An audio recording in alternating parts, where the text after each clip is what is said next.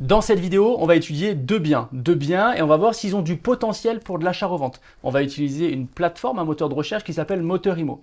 Moteur.imo, c'est bien parce qu'il y a 57 plateformes sur Moteur.imo, comme Le Bon Coin, SeLoger, Meilleur Agent, PAP et j'en passe. Et du coup, on va regarder ce qui se passe ensemble sur mon ordinateur. Alors, je vais me mettre sur la ville de Grenoble.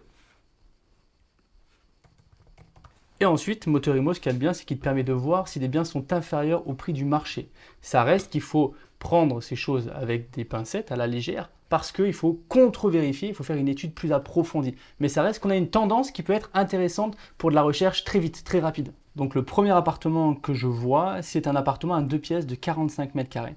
C'est intéressant parce qu'on a l'adresse de cet appartement-là et du coup ça va nous permettre de faire une étude plus approfondie sur le marché, sur ce qui a été en vente à côté, sur les logements qui sont en vente dans le secteur et du coup on va voir si on est moins cher que le prix marché. En tout cas ce qu'on nous dit c'est qu'il est possiblement à moins 65% du prix du marché, soit en vente à 47 000 euros à 1 000 euros du mètre carré pour un prix médian dans le secteur à quasiment 3 000 euros du mètre carré. Et on va prendre ce deuxième appartement qui lui fait aussi 40 mètres carrés et il est affiché plus cher que le prix marché.